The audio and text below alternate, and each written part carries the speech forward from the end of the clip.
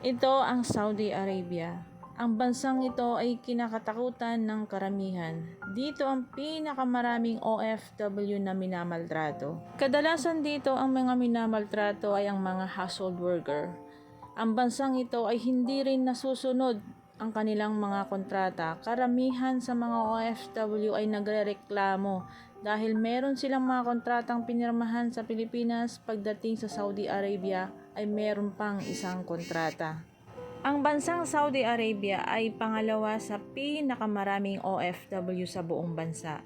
Pero kahit kinakatakutan ng karamihan ang bansang ito, ay napakadami pa ring gustong umalis at gustong makarating sa bansang Saudi Arabia. Kung isa kang aplikante at ang napili mong bansang puntahan ay Saudi Arabia, napakabilis umalis. Kaya siguro napakadaming OFW dito. Bukod doon, walang placement fee. Kahit mababa ang sweldo, nagtitiis na lamang ang ibang OFW. Dahil nung nag-apply sila is wala silang ginastos, na halos employer ang gumastos sa kanila, makapunta lamang sa Saudi Arabia. Hindi lamang sa Saudi Arabia ang maraming minamaltrato, na halos sa buong Middle East. Maraming namamatay, lalong-lalo na mga household worker. Dito mo kasi may encounter ang iba't ibang nationality. Dito ko rin naranasan at nasubukan na wala pala tayong batas pagdating sa Saudi Arabia. Pwede kang magreklamo kung may karapatan ka, pero hanggang reklamo lang. Kasi karamihan sa mga ahensya ng gobyerno na humahawak sa kaso ng mga OFW is nababayaran ng mga employer. Nababayaran din ng mga agency. Pag nireklamo mo ang isang agency or binigyan mo ng record sa DMW, magpapalit lamang ng pangalan yan. Pag nagpalit ng pangalan, magde-deploy sila ng another OFW sa Saudi Arabia. Karamihan pa sa mga agency sa Pilipinas is pabaya. Kung may mga deployed worker sila na humihingi ng tulong, ang sinabi nag-iinarte. Hanggang makaraan ng isang linggo, mabalitaan lang nila na patay ng kanilang deployed worker, tsaka lang sila kikilos. Tanong ng karamihan, nag-iinarte ba si OFW? Bago tayo umalis sa bansang Pilipinas, meron tayong kontrata. Dapat yun, lahat yun masunod. Lahat yun basahin mo. Ikaw ba, kagustuhan mo bang pumunta sa isang bansa na hindi masusunod ang iyong kontrata? Natural, magrereklamo ka. Magtrabaho tayo na naayon sa ating sweldo. Alangan naman magtrabaho ka ng 24/7 tapos malit ang sweldo mo. Pag nag-apply ka sa isang agency sa Pilipinas, puro kagandahan ang sinasabi. Napakabait pa nila, lalo na pag may recruiter ka. Dapat sabihin din nila o ipaliwanag kung ano yung mga mararanasan mong hindi maganda.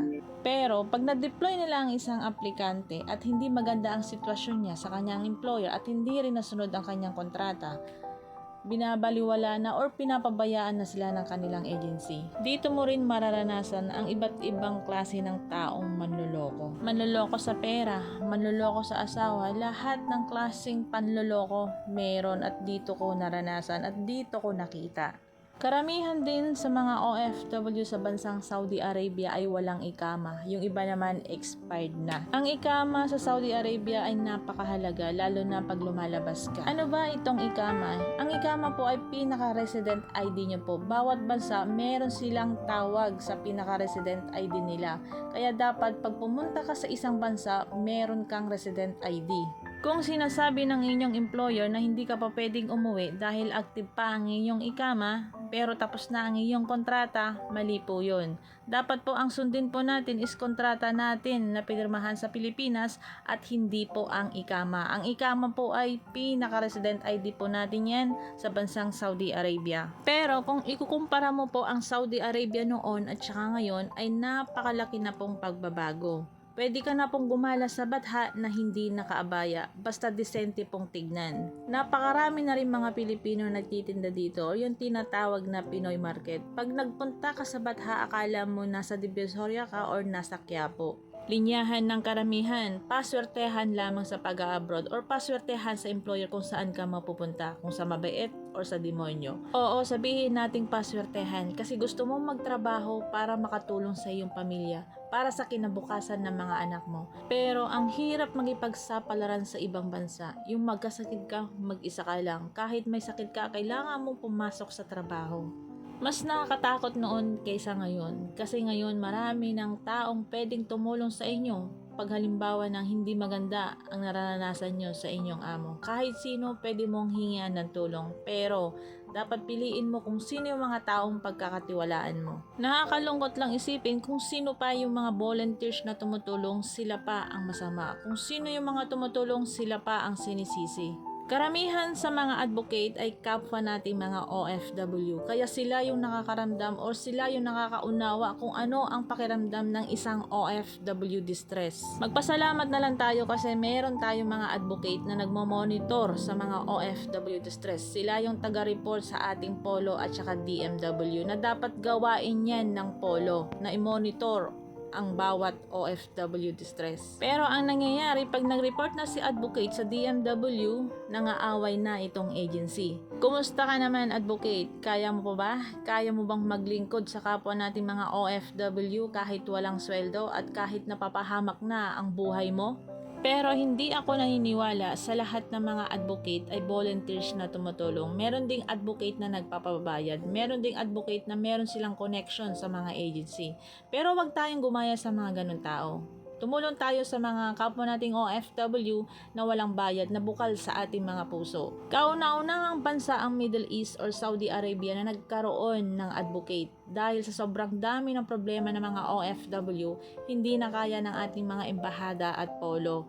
Ikaw ba naman, kakausapin mo yan isa-isa? Kaya ang ginagawa ng mga advocate, ine-interview nila ang bawat OFW distress pag okay na, tsaka nila nire-report sa DMW. Pero may paalala po ako sa lahat ng mga humingi ng tulong sa mga OFW distress po. Bawal po magsinungaling, bawal po mag-inarte, bawal po nagkukunwari kasi malalaman po yan ng inyong agency, ng polo at saka lalong-lalo na po ang inyong employer. Pag nalaman ng employer nyo nagsisinungaling kayo, baka kayo pa po ang mapahamak. Kayo pa po ang idemanda ni employer. Kaya kung ano po ang reklamo, panindigan po. Kung ano yung mga sinasabi nyo sa inyong salaysay, dapat po totoo. Bago po kayo lumapit sa mga advocate, mag-report muna po kayo sa inyong mga agency. Pwede rin po kayong mag-email sa dmw@dmw.gov.ph po.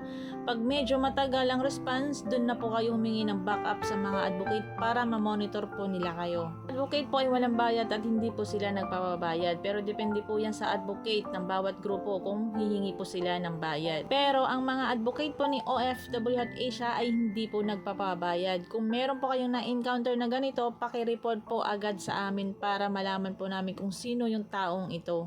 Ako po ang inyong lingkod, Juency Fernandez po, isang OFW advocate.